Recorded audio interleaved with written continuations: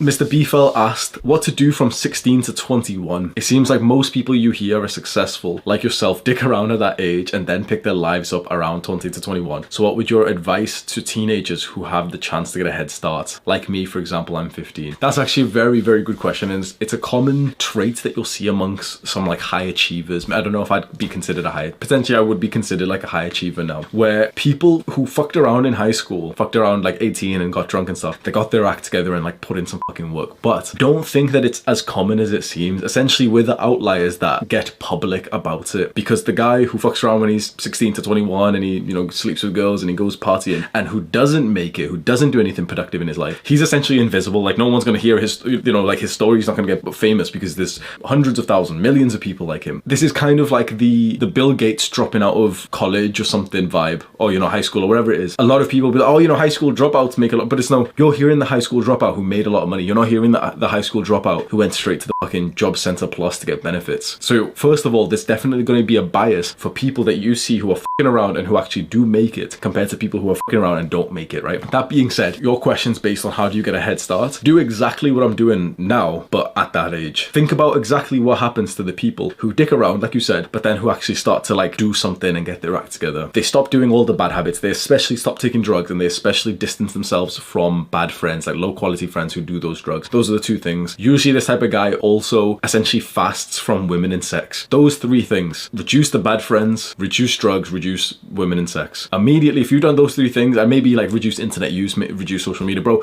if you just do these four things, I know that they're quite hard to do, but if you literally stay away from these four things, you are literally so much further ahead than everyone else. That's a huge head start already. Then start implementing the good habits that you also see those same people do. So essentially think about what, you know, the people do who got their act together and just start doing it now. They stopped these four bad habits, the main ones that they always start doing. The person who becomes successful always does these. It's reading and exercising. It's always, no matter what person it is, I'm telling you right now, reading and exercising makes a person successful. And then you can add other things that I preach to you as well, like meditation and gratitude. I've actually got faith in you, Mr. Beefel, because I've seen the type of shit that you post on my streams and everything, and I've been impressed by your mindset so far. We have a comment from Mr. Iman: how to persuade your parents to buy healthy food for you. So that's going to be a video that I do make soon, because I know that that's quite common amongst young people. Go with them. That's potentially one of the fastest ways. You probably know what's healthier than your parents do. Like your parents know the standards, they know the basics of, like, you know, vegetables and stuff. But because you've been watching my videos and you've been watching fitness videos and diet videos and nutrition videos, you kind of know what to look out for, and there's something specific that you want. Go to the shops with them when they're buying it. Push the trolley, like go with your mom, like push the trolley for her and go to like the vegetable aisle and just kind of like put it in the trolley, and she's like, I'd really like to get this. I almost can guarantee your parents will look at you wanting to eat fucking vegetables and be like, oh, like, you know, shabash, like,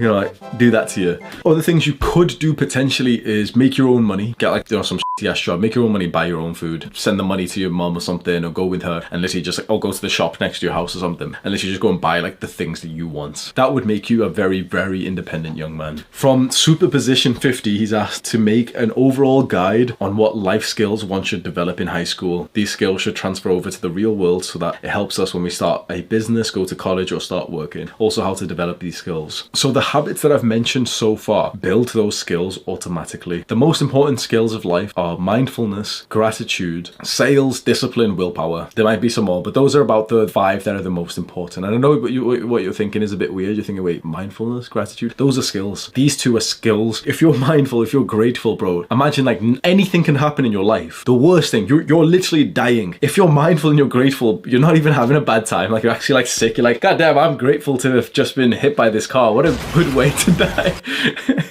So the habits that I've already been drilling into you on my channel, what I really like, why I've been drilling in the same habits to you constantly on my channel, which is to go and exercise, to go and level up your willpower through like grabbing a sweet and just putting it on your desk and just not indulging in your craving, to be consistent in your routine, to go and meditate and be grateful. They automatically build those skills that you need for life. You know, thinking about skills is a bit difficult. Think specifically about the habits and just have that core intention that you're going to try your best to just keep up that same habit as often as possible. So for example, going for a workout, because when you go for a workout, you're learning discipline, you're learning routine, organization.